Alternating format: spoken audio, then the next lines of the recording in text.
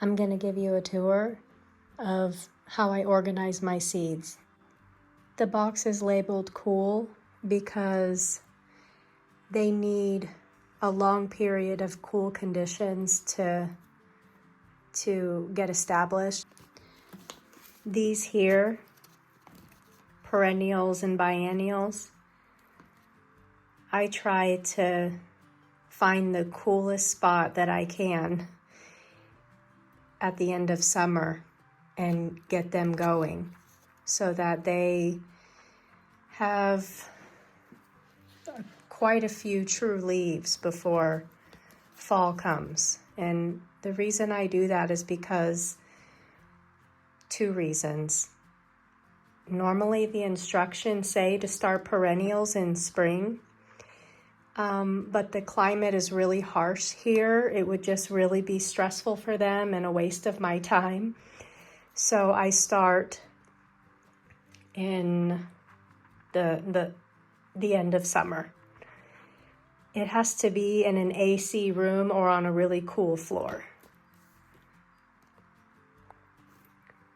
One example would be the coin flower, otherwise known as honesty. So that one needs to experience a little bit of late summer, fall in order to establish itself. So, end of summer. The next category would be annuals that are cold hardy, that need a little bit of babying in the beginning, and then putting them outside when it's cool so that they can continue putting their roots down without too much stress. I either sow at the end of August, beginning of September, or indoors in late January. Everybody's climate is different. Here it's really harsh, so I need to do it that way. An example would be stock. If you haven't smelled stock, oh my goodness, you really need to. They have a lot of varieties. I've got all the colors. I'm super excited. Red, white. Where are the other ones? The next section will be seeds that like a little bit of a winter feel. So that will be like cold and humid, or freezing temperatures for a slow start. These seeds I'll put in jugs outside in December or January, depending on how busy I am.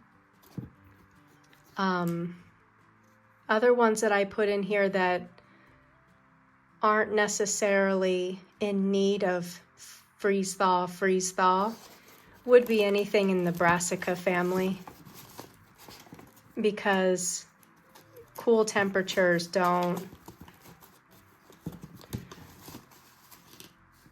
stress them out. So, and they can germinate as low as some of these at 7 degrees. The next category is what I sow directly in the soil, either because the taproot really wants to go deep and it's best not to disturb it, or it's just super easy to germinate. So an example of a deep taproot would be a carrot. An example of one that germinates really easily, what would I say? Oh yeah, poppies.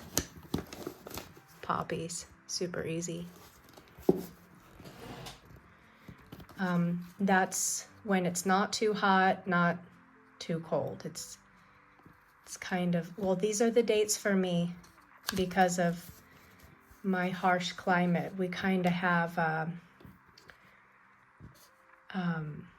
long fall season, and then my plan B would be February. But that it could be different for you if you're in a cooler climate. Then I have here annuals. This is basically the same category as this one, the annuals that I sow indoors in September or January. But this category, it would be in February, because if I have a lot of seeds to sow, this one doesn't mind waiting. In fact, it's a little bit more delicate than the other ones.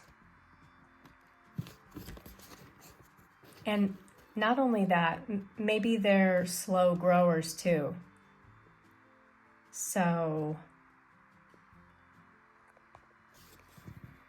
and here I have seeds that really will pop up in the soil outside without being baby, just as long as it's not too cold. So I take advantage of that. If I know something will germinate easily, I'll just go ahead and do that. And the list is growing. I'm getting a little bit of experience. Chamomile for me, that one will just pop up. If it has humidity and not freezing anymore. So that's when my nights are consistently above 10. That's when I'll go out there and do this. The next category is tender annuals. So these specifically, like the direct sowing when nights are above 10 would still be too cool for them. They want it to be above 20 degrees Celsius, of course. So these are ones I'll be sowing indoors because they need to be babied a little bit. They're not like sunflowers where you can just sow them outside. Sunflowers are also tender, but they're forgiving. So let's see.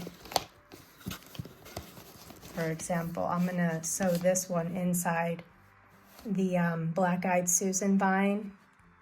She wants to be babied a little bit at first, and then when it's cozy outside, not blazing yet, so I kind of have to be careful, but find the right moment when it's cozy and transplant her in probably May.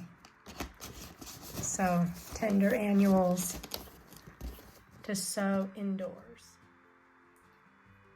This is what I've learned so far through a lot of experimenting, a lot of failures or lessons, and little by little I'm able to have success with maybe one thing per year. It doesn't matter, but it really does feel good.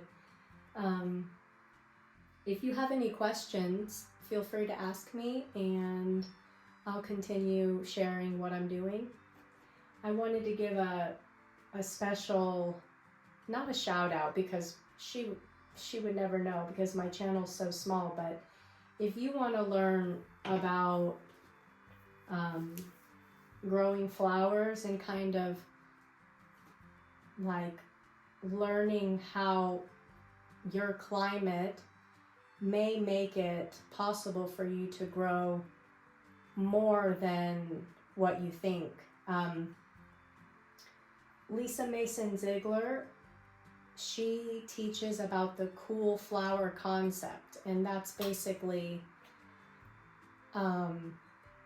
if you're in a climate where you're not having success, it could be because your seeds want to germinate and grow through the winter to get established, because temperatures can be really intense, and if you're following seed instructions from someone in a different climate, it might not work because maybe their climate has different cloud cover, or their frosts continue until, let's say, a month after your frosts have already finished. So it's really important to just learn the concept of how some plants grow and experiment, and you'll start to see that the plants choose when to germinate because they know that they need a certain period of time to establish. So she's written many books about the cool flower concept. This is only one that I could get my hands on. But she's a very generous teacher. She has a live stream on Instagram and TikTok and answers your questions. She's so down to earth. I just adore her. And she answers all of my questions, never made me feel stupid. Yeah, it just makes me want to cry, like how much joy I have found being able to grow flowers, even though, you know, I had some really frustrating years where I just was like, oh my God, I'm never going to succeed. But, you know, I learned from her live streams. She has a podcast with 2 different series attached to the podcast. She has Seed Talk and then the Field and Garden. And she has a YouTube channel where she shows any of her lives that maybe you couldn't make it. She records them and shows them. She is so generous as a teacher. I just really appreciate her. In her book, this one is specifically laying out, in one part of the book, she gives like a plant profile, when to sow, how to harvest. And then the second, so the first half would be about cold hardy annuals, and the second section would be about warm season annuals, which are tender. And it's just so amazing. I've learned so much. In the beginning of the book, she explains the cut flower concept, and then talks about how she prepares her beds. She prioritizes organic practices, not only to make the soil like delicious for the flowers, but also to support local bees and wildlife. So that's my joy. This is one of my teachers. She's my main teacher. And if you want to learn how to grow, learn the cool flower concept and follow growers who have similar climates to you. Even better, go to or start your own gardeners club, because you will learn so much if that's your thing. Yeah, so I'm back to making videos. I'm trying to keep boundaries with myself, not go too far, spend too much time recording and editing, obsessing too much. Just try to keep it real, pop on a camera, and then if I feel like at any time I'm recording and I'm not enjoying it, I'm going to turn it off and take a break. So yeah, I've uploaded a lot, but I kind of stop because I get overwhelmed. I overdo it. So here I am back again. Let's see if I can do it. Easy does it, one day at a time. And I hope to improve my practice and then show you if you want to learn and if any of this can inspire you. So that's all. Thanks for being there.